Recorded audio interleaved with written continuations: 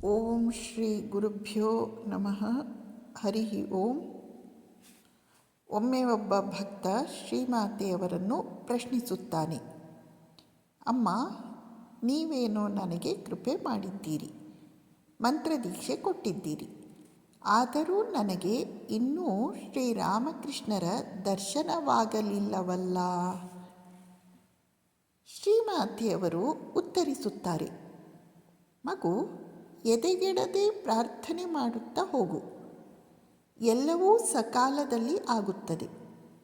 ಋಷಿ ಮುನಿಗಳೆಲ್ಲ ಎಷ್ಟೆಷ್ಟು ದೀರ್ಘಕಾಲ ತಪಸ್ಸು ಮಾಡಿದ್ದಾರೆ. ಹೀಗಿರುವಾಗ ನೀನು ಮಾತ್ರ ಕಣ್ಣು ಮುಚ್ಚಿ ಕಣ್ಣು ತೆರೆಯುವುದರೊಳಗೆ ಸಾಕ್ಷಾತ್ಕಾರ ಮಾಡಿಕೊಂಡು ಬಿಡಬೇಕು ಅಂತಿದ್ದೀಯಲ್ಲಪ್ಪ.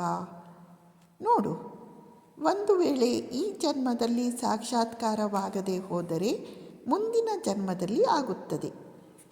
ಒಂದು ವೇಳೆ ಮುಂದಿನ ಜನ್ಮದಲ್ಲೂ ಆಗದೆ ಹೋದರೆ ಅದರ ಮುಂದಿನ ಜನ್ಮದಲ್ಲಿ ಆಗುತ್ತದೆ. ಭಗವಂತನ ಸಾಕ್ಷಾತ್ಕಾರ ಅಂದರೆ ಅದೇನೋ ಅಷ್ಟು ಸುಲಭ ಅಂದುಕೊಂಡೆಯಾ? ಶ್ರೀಮಾತೆಯವರು ಇಲ್ಲಿ ನಾವು ನಮ್ಮ ಕಡೆಯಿಂದ ಎದೆಗೆಡದೆ ನಿರಂತರ ಪ್ರಾರ್ಥನೆಯನ್ನು ಮಾಡಿಕೊಂಡು ಹೋಗಬೇಕು. ಭಗವತ್ ಸಾಕ್ಷಾತ್ಕಾರ ಕಣ್ಣು ಮುಚ್ಚಿ ಕಣ್ಣು ತೆರೆಯುವುದರೊಳಗೆ ಆಗುವಷ್ಟು ಸುಲಭ ಖಂಡಿತ ಅಲ್ಲ.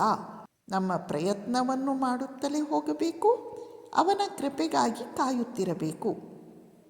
ಇದೊಂದೇ ನಮಗೆ ಇರುವ ಪಾಯ. ಶಿಷ್ಯ ಪ್ರಶ್ನಿಸುತ್ತಾನೆ, ಅಮ್ಮ, ಭಗವಂತ ನಮ್ಮವನೇ ಆದರೆ ಅವನೇಕೆ ನಮ್ಮ ಮೇಲೆ ಕೃಪೆ ಮಾಡಿ ದರ್ಶನ ಕೊಡಬಾರದು? ಶ್ರೀಮಾತೆಯವರು, ನೀನು ಹೇಳುವುದೇನೋ ಸರಿ, ಆದರೆ ಭಗವಂತ ನನ್ನವನು ಎಂಬ ಶ್ರದ್ಧೆ ಎಷ್ಟು ಜನರಿಗಿದೆ? ಜನ ಸುಮ್ಮನೆ ಇದು ಒಂದು ಇರಲಿ ಎಂದು ಧರ್ಮಾಚರಣೆ ಮಾಡುತ್ತಾರೆ. ಎಷ್ಟು ಜನಕ್ಕೆ ನಿಜವಾಗಿ ಭಗವಂತ ಬೇಕು? ಶಿಷ್ಯ ತುಂಬ ಒಳ್ಳೆಯ ಪ್ರಶ್ನೆಯನ್ನು ಕೇಳಿದ್ದಾನೆ. ಭಗವಂತ ನಮ್ಮವನೇ ಅಲ್ಲವೇ? ಹಾಗಿರುವಾಗ ಅವನು ಯಾಕೆ ನಮ್ಮ ಮೇಲೆ ಕೃಪೆ ಮಾಡಿ ದರ್ಶನ ಕೊಡಬಾರದು?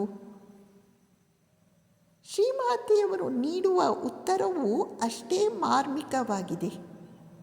ಹೌದು, ಭಗವಂತ ನಮ್ಮವನೇ ಹೌದು, ಆದರೆ ನಮ್ಮಲ್ಲಿ ಎಷ್ಟು ಜನರಿಗೆ ಅವನು ನಮ್ಮವನು ಎಂಬ ಶ್ರದ್ಧೆ ಇದೆ? ನಮ್ಮಲ್ಲಿ ಎಷ್ಟು ಜನರಿಗೆ ಭಗವಂತ ಬೇಕು ಅಂತ ಇದೆ?